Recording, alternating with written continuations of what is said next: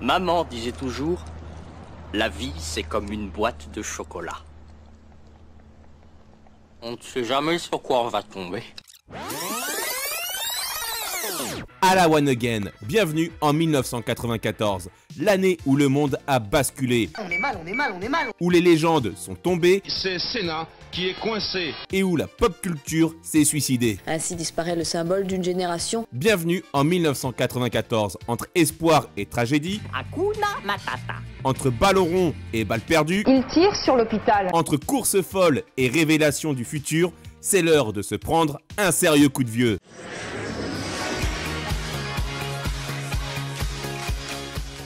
Si 1993 a été l'année des grands écarts, 1994 est un coup de massue qui conjugue le meilleur et le pire de l'humanité. En janvier, un cri de rage résonne au Mexique.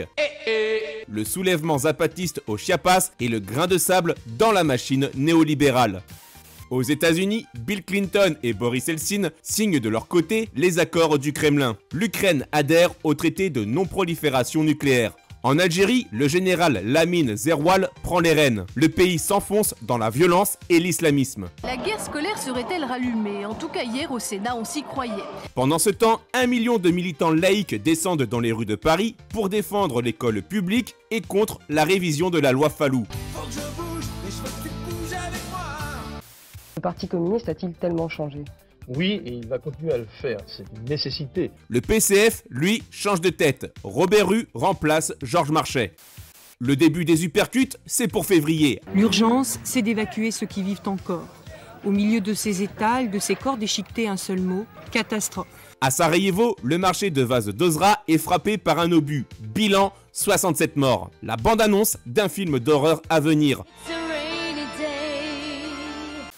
Il n'y avait pas assez d'ambulances à Hébron pour transporter toutes les victimes. En Cisjordanie, l'attentat de la mosquée d'Hébron fait 29 morts. Le feu implacable. Il n'aura fallu que quelques heures pour qu'il détruise aux 2/3 un bâtiment qui a traversé plus de 3 siècles. Plus proche, le Parlement de Bretagne prend feu à Rennes après une manifestation de pêcheurs. Yann Pia, députée UDF qui lutte contre la corruption dans le Var, est assassinée en rentrant chez elle. Les tueurs ne lui ont laissé aucune chance. Le crime organisé ne rigole pas. Édouard Balladur, lui, après un mois de manifestation, est contraint de retirer son projet de CIP qui voulait rémunérer les moins de 25 ans à hauteur de 80% du SMIC. La jeunesse est dans la rue, elle dit non haut et fort. Vous entendez l'ambiance qu'il y a autour de moi. Tous les dimanches à 22h35, gare de l'Est, même décor, même scène. Ça sent aussi la fin pour le service militaire. Le gouvernement annonce sa suppression progressive. Fini les classes, les bizutages et les godillots. En revanche, en Algérie, ça recrute. 50 000 réservistes sont rappelés, des milices civiles sont formées pour lutter contre les islamistes. Avec l'accord d'Alger, ils ont pris les armes et décidé de se battre pour défendre leur village et leurs familles contre les attaques et la cruauté des islamistes intégristes. Des islamistes qui se sont évadés par milliers de la prison de Tazoult. La situation est explosive, au Mexique aussi. Luis Donaldo Colosio, le candidat à la présidence, est tué dans un attentat. Avril est une abomination totale. Le génocide rwandais commence. En 100 jours chrono, près d'1 million de Tutsis sont massacrés à la hachette par des extrémistes Hutus. La nuque bandée, cachant le coup de machette qui a manqué sa cible. Une triperie à ciel ouvert devant les caméras du monde. L'ex-matricule 466-64 est désormais chef de l'État. Mais comme pour prouver que l'humanité n'est pas complètement foutue, l'Afrique du Sud organise ses premières élections multiraciales. Nelson Mandela, le taular devenu icône, dépose son bulletin de vote. Il sera élu président. Aujourd'hui, notre pays entre dans une ère nouvelle. Notre peuple aussi. La fin de l'apartheid, un rayon de soleil immense et un nouveau drapeau qui flotte pour le pays. Le 8 mai 95, vous êtes où? Vous êtes ici à l'hôtel de ville ou vous êtes à l'Élysée? Dieu le dira. La plus vaste libéralisation du commerce mondial de l'histoire. Agriculture, services, propriété intellectuelle, etc. C'est l'ouverture des marchés, la baisse des droits de douane, jusqu'à 40%. À Marrakech, côté business, le GATT devient l'OMC et fait siège à Genève. Cette machine ajoute le lubrifiant et l'arôme. C'est pratique car chaque client demande un produit différent. Au Proche-Orient, une fois n'est pas coutume, le Hamas lance une vague d'attentats suicides contre Israël. 8 morts à Afula. La conjugaison de l'élan français et du pragmatisme britannique a fait merveille. Le mois de mai nous relie. Le tunnel sous la Manche est inauguré. Fini les traversées en ferry qui foutent la gerbe. À partir de novembre, on filera sous l'eau avec l'Eurostar.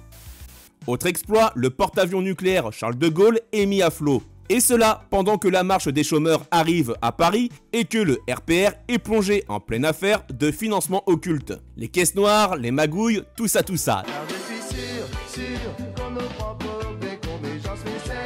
Timing parfait, les élections européennes arrivent. Pour qui le citoyen François Mitterrand va-t-il voter? Pour la liste Rocard, la liste Tapie ou la liste Chevènement? Est-ce que vous vous croyez autorisé à me poser la question? Une onde de choc, l'effondrement confirmé du Parti socialiste talonné par Bernard Tapie. Juin, victoire du RPR-UDF. Succès de Philippe de Villiers, de Bernard Tapie. Michel Rocard, lui, est affaibli. La preuve, Rocard, il avait 90% du PS pour lui. Manque de peau, il a 14% des électeurs. Sa démission du PS est proche. Henri Emmanuelli lui succédera. On attend la sortie des couteaux et du poison, a prédit un socialiste qui venait de sortir du Bureau national, qui s'est tenu ce soir, je vous le disais, en présence de Michel Rocard.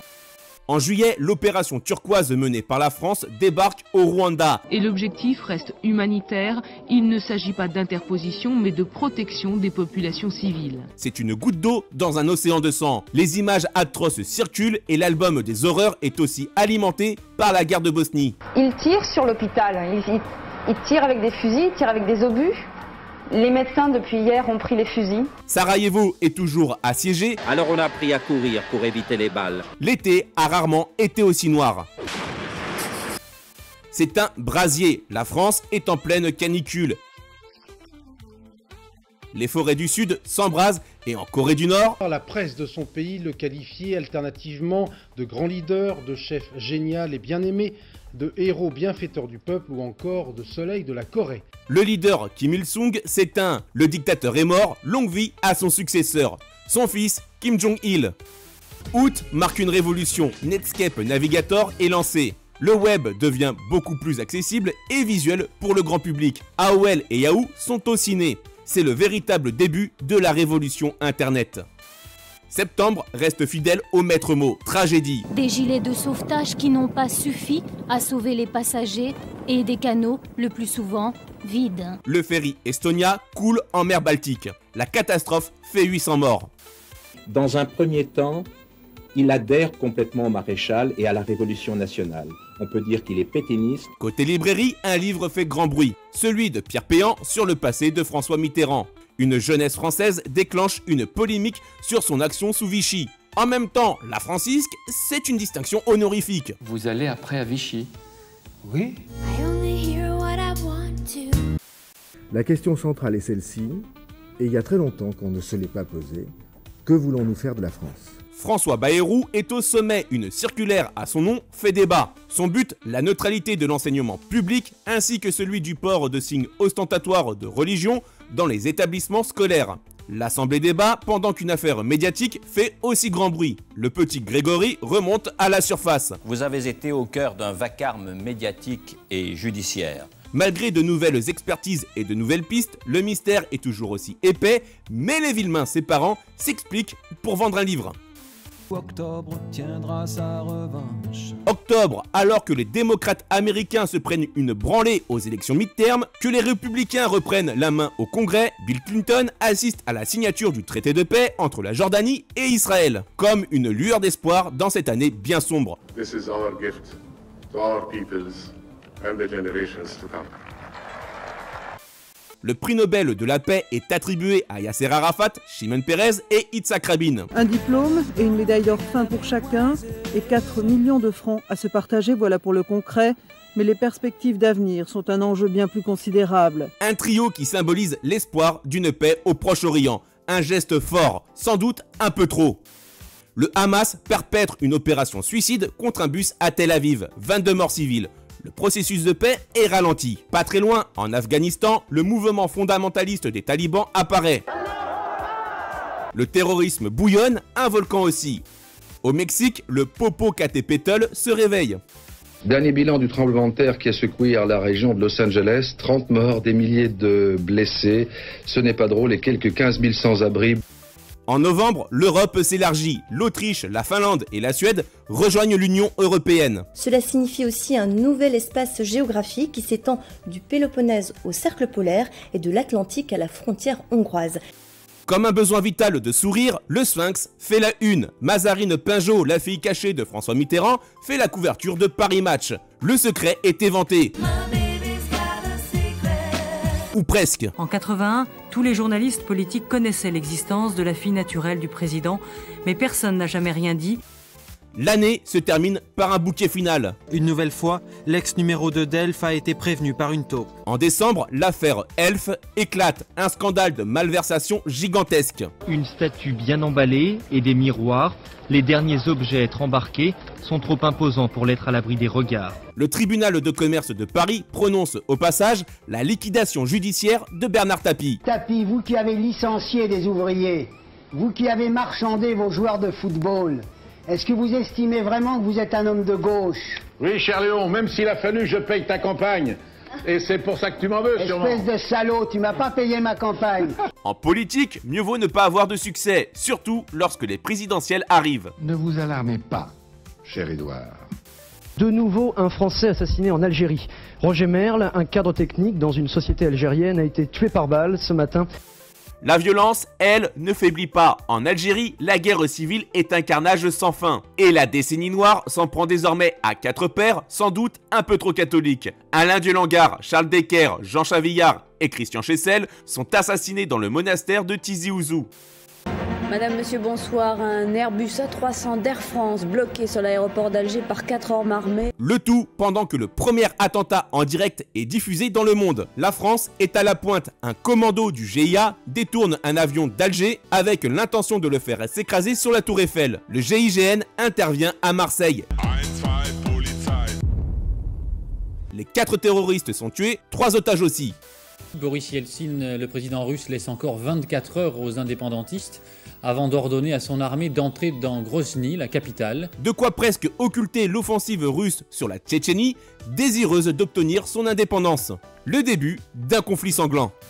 En vrac, 1994, c'est aussi Windows 95 lancé en grande pompe. Jamais un produit n'avait été lancé avec autant de tapage. Un simple logiciel dont la campagne de publicité ressemble à celle d'un avion ou d'un candidat à l'élection présidentielle. Le Graal du PC familial frappe à la porte avec un modem 56K. Jeff Bezos, lui, est dans son garage pour lancer sa micro-entreprise, une coopérative fluviale, Amazon. Ma petite entreprise connaît pas la crise. La France, elle, est aussi toujours en avance sur son temps. Enfin, il y a 30 000 ans. 3 spéléologues amateurs ont trouvé le chemin de la plus vieille grotte du monde connue.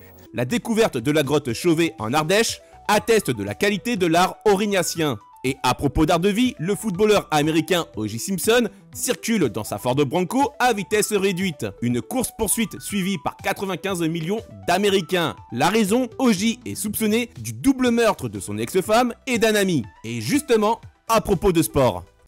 Un gros cube, un petit cube, c'est l'heure de l'apéricube. Apéricube, le fromage de l'apéritif. Le sport de 1993 a joué avec nos nerfs, 1994 les broies. Les foules ont vibré tout comme elles ont pleuré. 1994, c'est la fin d'une époque. Jusqu'au bout de l'horreur, et oui, c'est Senna qui est coincé dans cette Williams-Renault. Le ciel s'assombrit, le Grand Prix de Saint-Marin vient de virer au cauchemar. Le 1er mai, le monde retient son souffle.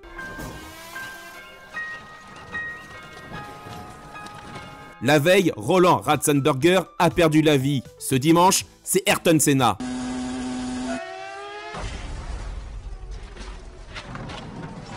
Le triple champion du monde se fracasse contre le mur de Tamborello à Imola. La stupeur est immense. 2 morts en 24 heures et presque 3 avec Rubens Barrichello.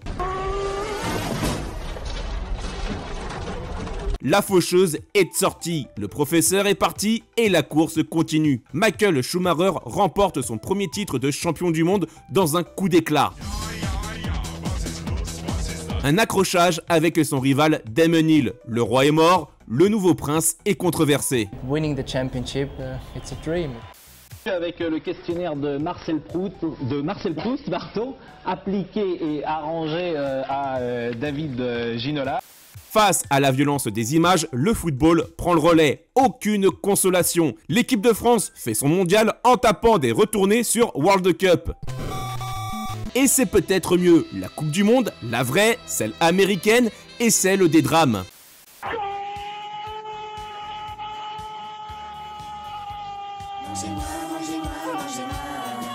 Celui de Diego Maradona, contrôlé, positif et exclu comme un malpropre. La Fédération argentine de football n'a donc pas attendu le verdict de la FIFA pour annoncer le retrait du prodige argentin de la compétition. Celui, bien plus terrible, d'Andrés Escobar, assassiné en Colombie pour un but contre son camp.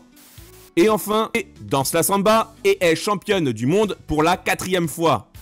Le gazon maudit a privé la France, la rédemption vient d'ailleurs. Le 15 de France est en tournée en Nouvelle-Zélande et réalise l'impensable. Allez, c'est le 80 mètres qui permet à l'équipe de France de reprendre l'avantage dans cette rencontre. À l'Eden Park d'Auckland, les Bleus inscrivent l'essai du bout du monde face à la forteresse imprenable. Le rugby tricolore vient de signer l'une de ses plus belles pages. Feu d'artifice dans les Pyrénées, le lendemain du 14 juillet. Richard Virenque défie lui aussi le maillot jaune et prend le temps de savourer son succès en solitaire. Sur la grande boucle, rien de nouveau. Indurain écrase le temps, avale ses adversaires. L'extraterrestre, comme le surnomme la caravane du Tour, remporte son 4e Tour de France consécutif. Laurent Jalabert verra le sacre depuis son lit d'hôpital. Nielsen à gauche de l'écran, Nielsen, une chute terrible. Quelle chute, victoire de Chaparov devant Ludwig. À Armentières, le cycliste a chuté en percutant un policier photographe. Bilan, visage en sang, mâchoire et dents cassées. Côté parquet, Michael Jordan a troqué son short contre une batte de baseball. La NBA se cherche son nouveau visage. Il s'appelle Hakeem Olajuwon. Ce Dream Shake est un géant qui mène les Houston Rockets à leur premier titre de NBA face aux New York Knicks.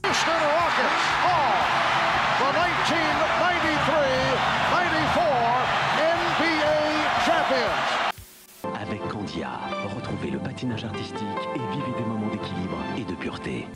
Entre glamour et coup de tonnerre, la glace devient le théâtre d'une guerre froide sur patins aiguisés. Le scandale Tonya Harding, Nancy Kerrigan défraie la chronique. Un coup de barre de fer dans le genou pour assurer sa place aux Jeux Olympiques. La classe.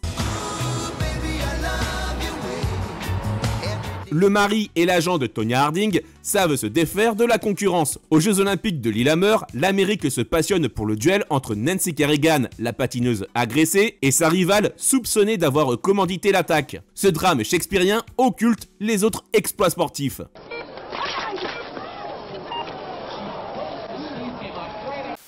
En tennis, le rouleau compresseur Pete Sampras continue sa domination en s'imposant à l'Open d'Australie et à Wimbledon, tandis que Mary Pierce bat Steffi Graf en demi-finale de Roland-Garros. Et c'est la première fois depuis 1967 qu'une Française jouera en finale de ce tournoi. Avant de s'incliner en finale face à Arantxa Sanchez. Ah, c'est fini. Et Arantxa Sanchez qui lâche sa raquette. Et un énorme sourire, une belle victoire pour Arantxa Sanchez. En vrac, 1994, c'est aussi la victoire du pilote français Didier Auriol qui remporte le championnat du monde des rallyes. Le retour inimaginable du boxeur George Foreman. À 45 ans, il redevient champion du monde des poids lourds, 20 ans après sa défaite contre Ali. Il y aura les gants pour l'un ou l'autre.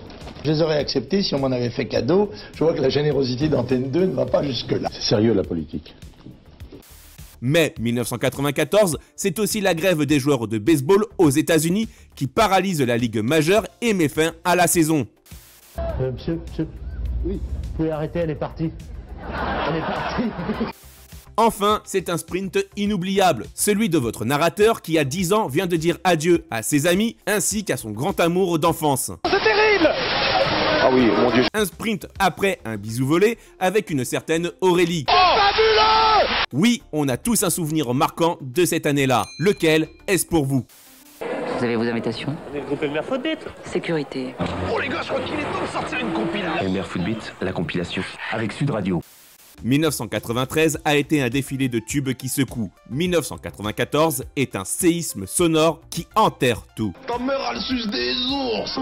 Côté France, la scène bouillonne, le rap prend d'assaut les charts, et si les pharaons marseillais d'Ayam ont enflammé les pistes, MC Solar part à la conquête de ce que l'on appelle le nouveau western. Son album Prose Combat devient immédiatement mythique. À en perdre la tête, non, Alliance Ethnique conseille de toujours rester Avec Philippe Risoli, juste après on va aller au bal, on va se faire une assiette de moules frites. Est-ce que ce monde est sérieux? Pourtant, le patron de 94 vient d'Astafor. Francis Cabrel, avec l'album Samedi soir sur la Terre, reste numéro 1 des ventes durant 29 semaines et nous touche en plein cœur comme dans une corrida. Je t'aimais, je t'aime et je t'aimerai. Les tontons flingueurs du rock sont là aussi. Jean-Louis Aubert trouve le temps à nouveau. Bernard Lavillier impose son... Pendant que Maxime Le Forestier continue de... Et que Gérald de Palmas, lui, se lance pour la première fois sur la route toute la sainte journée. Dans un registre plus pop, Pascal Obispo veut... Florent Pagny nous susurre. Et Zazie déclenche un bon gros Larsen.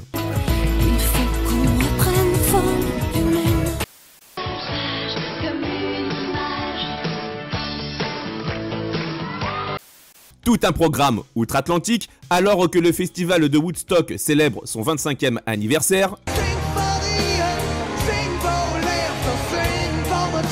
que Madonna alimente les controverses dans le Late Show de Letterman en empilant les allusions graveleuses, que Michael Jackson galoche Lisa Marie Presley en annonçant leur mariage, qu'Alia et R. Kelly, eux, sont déjà mariés secrètement, lui a 28 ans, elle, seulement 16, une détonation met fin à une époque. Ainsi disparaît le symbole d'une génération, comme avait disparu en pleine jeunesse Brian Jones ou James Dean. Un coup de fusil. Le 5 avril, Kurt Cobain nous quitte. La vague grunge de Seattle perd son messie. Le chant du cygne, c'est son magistral MTV Unplugged in New York.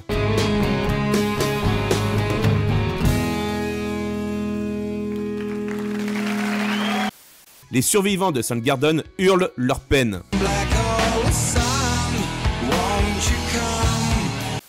Pas le temps de sécher ses larmes, la relève est punk.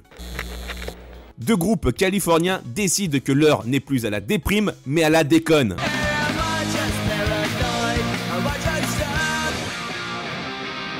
Green Day explose avec Basket Case. Et The Offsprings smash l'incontournable Come Out and Play. En marge, Beck devient l'hymne des branleurs magnifiques avec... Mais pendant que l'Amérique skate, l'Angleterre déclare la guerre. La Britpop explose Oasis et Supersonic. Ils débarquent avec Definitively Maybe. Les frères Gallagher, des génies arrogants, mais bordel, qu'est-ce qu'ils sont bons. En face, les dandies de Blur répliquent avec Parklife et dégainent le tube Girls and Boys.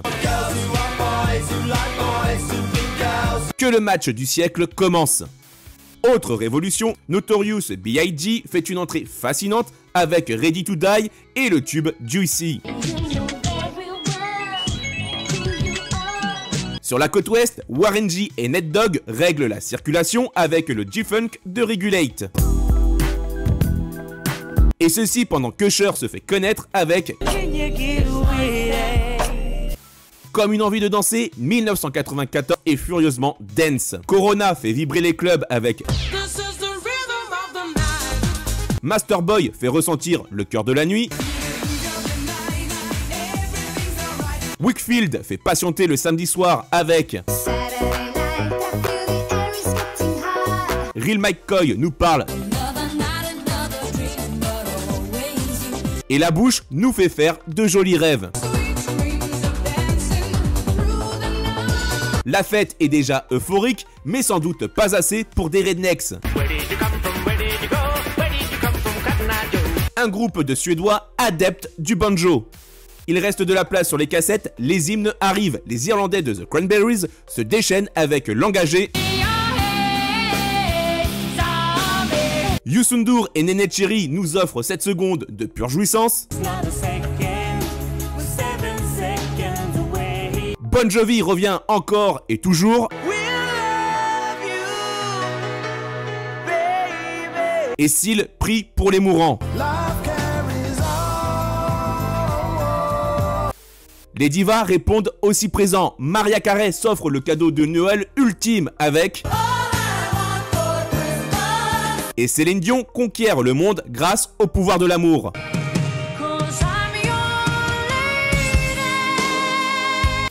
Pour la douceur, les Boyz II Men promettent un moment magique. Sheryl Crow scande et County Crows nous parle d'un certain... Enfin, une voix d'ange montre une sensibilité à fleur de peau. Jeff Buckley fait preuve de grâce. Tout comme l'inévitable roi Elton John. La légende peut commencer. La bande originale du Roi Lion deviendra la plus vendue de tous les temps. Et justement, à propos de cinéma. Mamma mia, j'arrive. Monsieur, Angelo. je crois que votre voiture est garée sur mon parking. Attendez 2 minutes, asseyez-vous. Je n'ai pas le temps. Allons juste un instant. Regardez, vous prenez un sachet. 1993 a été le millésime de la décennie. 1994 se permet de surenchérir et de redéfinir la notion de culte. Coucouillet beaucoup méchant. C'est quoi, Coucouillet? Côté hexagonal, impossible d'échapper à la liane qui se balance sur le box-office. Chacun sa route, chacun son chemin. Un gamin nommé Mimi Siku et élevé en Amazonie débarque à Paris. Un Indien dans la ville devient un phénomène. Si vous m'aidez pas, je serai morte d'ici ce soir. À l'opposé, Luc Besson missionne le nettoyeur Léon pour protéger une gamine qui deviendra une star. Jean Reno est un mythe, Nathalie Portman le deviendra. Pour d'autres horizons, Patrice Chénaud livre une leçon d'histoire sanglante et charnelle avec la reine Margot. Pendant qu'une bande de nuls terrorise la croisette de Cannes, transformée en cité de la peur. Pourtant, les monstres sacrés qui laissent KO viennent encore une fois des États-Unis.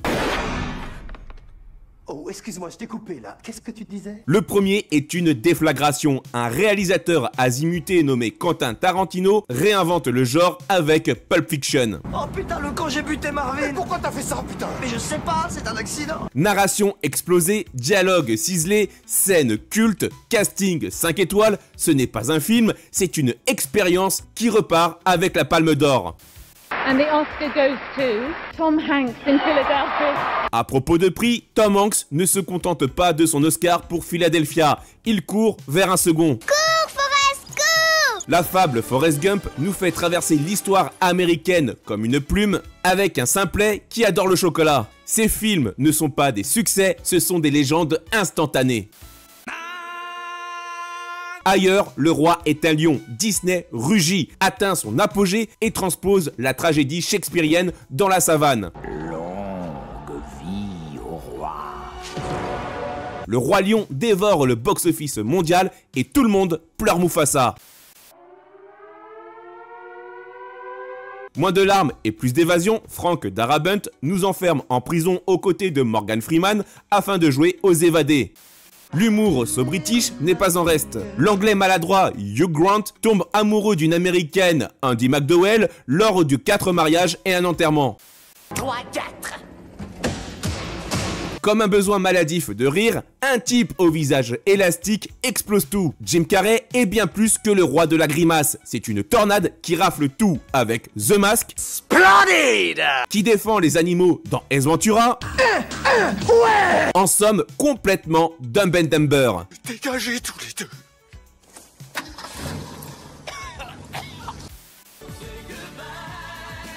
En 1994, les gros bras répondent encore présents. Arnold Schwarzenegger revient sous la houlette de James Cameron et fait tout péter dans True Lies. Oui, mais c'était des méchants. Un nouveau venu s'accroche à un bus qui ne peut plus ralentir. Keanu Reeves et Speed. Je reste ou je sors? Vous sortez. Quant à Jean-Claude Van Damme, il joue le flic du temps dans un time cop bien musclé. Plus sombre, Tom Cruise et Brad Pitt se plantent les crocs dans le gothique Entretien avec un vampire, alors que le fantôme de Brendan Lee déploie ses ailes dans The Crow. Oui, je voudrais danser avec les loups. Rocketeer, La Belle et le Clochard peut-être. Une cassette pornographique. Les collines du cinéma sont menacées. Leslie Nielsen répond à l'appel de « Y a-t-il un flic pour sauver Hollywood ?» J'ai aimé la scène à la mitraillette. Tandis qu'Eddie Murphy rempile pour le flic de Beverly Hills 3 avec l'arme du futur ultime. Ceci pendant que Jack Nicholson et Michelle Pfeiffer jouent au loup dans Wolf, que Mel Gibson et Jodie Foster s'encanaillent au poker dans Maverick, 3, 2, 1, feu. Non, apprends à te détendre, petit, amuse-toi, c'est du poker. ou qu'un thriller organise des petits meurtres entre amis. Pour étudier, autant se retourner sur l'affaire Pélican avec Julia Roberts, qui nous plonge dans les arcanes de la conspiration, voire s'acoquiner avec les 4 filles du Dr Marsh pour réviser ce classique de la littérature. Le meurtre, c'est pur. C'est vous qui l'avez rendu impur. Pour conclure, En vrac, 1994 est l'année où Oliver Stone nous livre sa controversée virée sanglante avec Tuerney. Mais respect à tout un camon du con. Roland Emmerich décode le hiéroglyphique Stargate. Je suis rentré. Les pierres à feu s'adaptent en film et à la société de consommation. Tim Burton rend hommage au pire réalisateur de tous les temps dans Ed Wood. Macaulay Culkin, lui, étale sa fortune de gosse le plus blindé du monde dans Richie Rich. Et Brad Pitt, encore lui, accompagné d'Anthony Hopkins, arrive à émouvoir dans Légende de Tonne. Oui, 1994 est une année bénie pour les cinéphiles. Ah, la forêt, vivre comme des bêtes de la cueillette des fruits des bois, taquiner la framboisette en se roulant dans la mousse. Oh shit, à la télé, y a plus de speaking. Sur les petits écrans, 1994 continue sa révolution. En France, elle s'appelle LCI. 5, 4, 3, 2, 1, top LCI. L'information ne s'arrêtera dorénavant jamais. Pendant que TF1 lance la toute première chaîne d'infos en continu, la 5e est officialisée. La chaîne du savoir reprendra le réseau laissé vacant par la 5. 4 reportages et la présence sur ce plateau au moment où, voilà, ça vient de tomber, donc je l'enlève. Quelle est la petite manie de Jacques Martin juste avant d'entrer dans son plateau de télévision? Pour les programmes, Arthur a l'idée du siècle. Il est sur France 2 avec Pierre Tcharnia. Il ressuscite les casseroles et les grands moments du petit écran avec les enfants de la télé. Une vedette télé est confirmée. Un homme à l'oreillette s'installe. On se dirige vers un échec total. Le seul responsable, évidemment, c'est moi. Mais ça me fait... Moi, ça me fait chier. Jean-Luc Delarue instaure un magazine de société où ça se discute. Nagui, lui, importe un concept déjanté avec « N'oubliez pas votre brosse à dents ». Renversant, non? Jean-Luc Reichmann sera la voix off. Mesdames et messieurs, on applaudit Nagui. Et tout cela pendant que Julien Courbet se pose en défenseur des consommateurs avec Sans aucun doute sur TF1. Merci à tous, on se retrouve dans 15 jours, au revoir. Que De Chavannes se fait rouster avec son prime Tout Team. Ou que Vincent Lagaffe s'offre sa soirée spéciale. Avec tout notre amour. Bien Valérie, qu'est-ce que tu fais à 15h22? À 15h22, bah, je te regarde là. Ah. Qu'est-ce que tu fais d'autre? Je me touche. Que peut être ou quel peut être le plus beau cadeau d'anniversaire pour un grand-père? Une pipe. Et à propos de Prime, 1994, c'est l'année d'une mobilisation historique. SIDA, solidarité, information, découverte, amour. Le premier SIDAction, Ensemble contre le sida, mobilise les principales chaînes de télévision. J'ai envie de faire un truc con, mais j'ai envie d'embrasser le monsieur qui est derrière moi sur la bouche. Voilà, c'est tout. Est-ce que j'ose? Il a de la chance, le monsieur. Noble cause qui n'empêchera pas toutefois le grand mercato. Michel Drucker claque la porte de TF1 pour Studio Gabriel sur France 2. Tu as beaucoup souffert de ta petite taille? Pas du tout, parce que j'ai un sexe énorme. Rideau aussi sur les sacrées soirées de Jean-Pierre Foucault. C'est très traumatisant. Puis alors nous, notre problème, c'était surtout de ne pas en parler, parce que on s'est dit, les gens vont dire, ils sont fous. Des nouveaux concepts, tout le sport fait ses débuts. Pascal Brunner prend le micro sur France 3 avec sa machine à tube. Facile à chanter. M6 réplique avec Ophélie Winter à l'animation du Hit Machine. Je suis ravie d'être là, mais je dois vous avouer un truc, je suis morte de trac. L'été est chaud, dans les maillots, la vague AB Prod déferle avec ses Beach Boys, les garçons de la plage. Hey, how you doing? Néanmoins, c'est venu de New York qu'un tsunami s'apprête à déferler sur le monde. Friends squatte le canapé du Central Perk, devient le phénomène qui définit toute une génération et starifie ses acteurs. À Chicago, les sirènes grondent, les portes des urgences s'ouvrent et révèlent une autre star, George Clooney. Pour Neve Campbell, autant se tourner vers la Via 5 pour se faire connaître. Quant à Shannon Doherty, elle peine à gérer sa notoriété et doit quitter les collines de Beverly Hills. Dis Carlo, je voudrais une histoire de princesse. Non, une histoire de bagarre. Oh, regardez, toutes les histoires dont vous rêvez sont dans la super collection vidéo des éditions Atlas. Enfin, la télévision s'improvise babysitter avec un certain Chahut Maureen. Est-ce que tout ça va se résoudre? À l'animation, Maureen Dor ainsi que Charlie et Lulu. La science décolle avec Fred et Jamy dans le camion de C'est pas sorcier. En voiture tout le monde! Quand ce n'est pas au volant du bus magique ou dans la saga Ludo éducative, il était une fois qui s'enrichit des...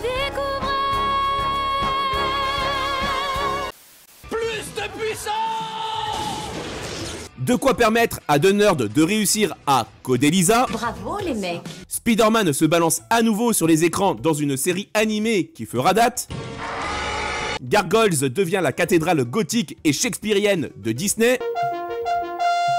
Albert s'arme d'un tromblon spaghetti pour devenir Albert le 5e mousquetaire. Et Vin Diesel étale tout son potentiel d'acteur pour présenter une gamme de jouets qui accompagnent la série Street Sharks. Enfin, Tia et Tamara découvrent qu'elles sont sœurs dans... Et Jared Leto fait fantasmer toutes les ados, dont une certaine Angela, 15 ans. Depuis toujours, Paul Prédo a su vous offrir le goût inimitable d'un vrai jambon de charcutier. Le fouet, entier, désossé avec soin. Niveau jeux vidéo, 1993 a dévoilé le futur. En 1994, c'est la guerre des mondes.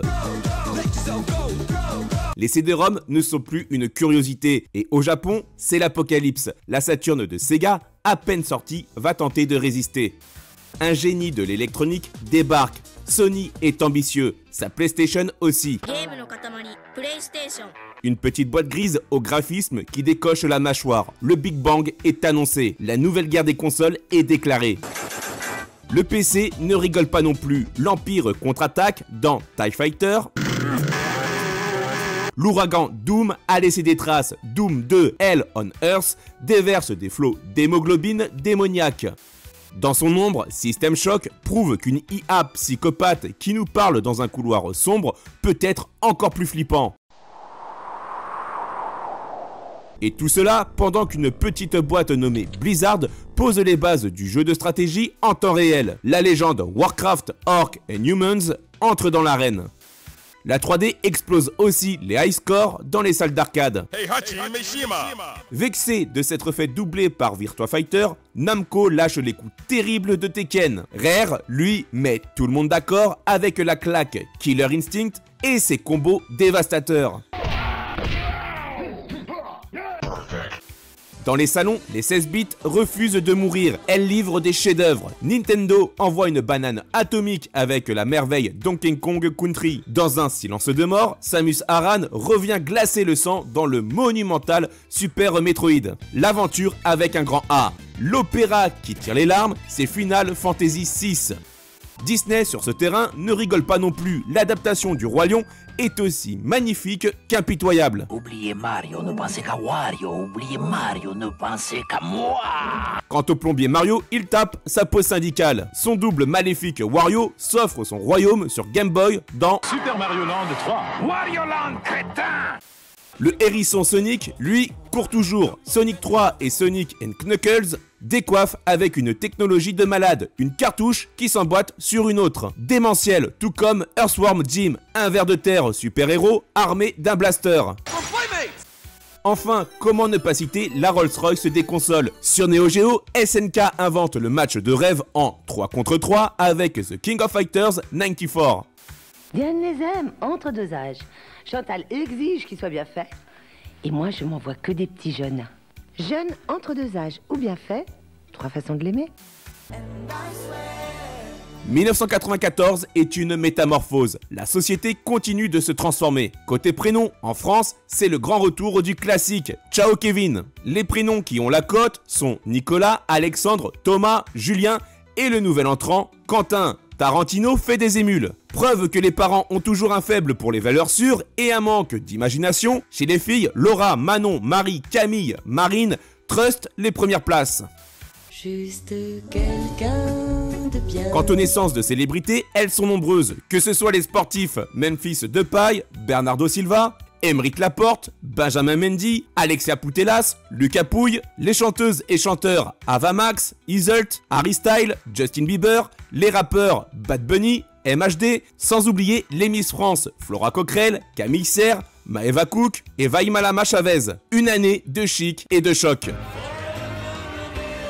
En 1994, les chœurs se serrent des figures emblématiques rejoignent la longue liste des décès déjà évoqués. Ainsi, Telly Savalas alias Kojak lâche la sucette, les écrivains Eugène Ionesco et Pierre Boulle aussi, le président américain Richard Nixon et la première dame Jacqueline Kennedy Onassis nous quittent, ainsi que des acteurs comme Burt Lancaster ou Jean Carmet.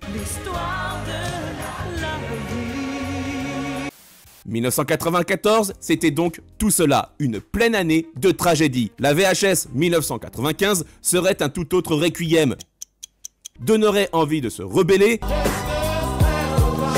ou de craquer avec un fou rire. Alors, êtes-vous prêts pour ce prochain coup de vieux ?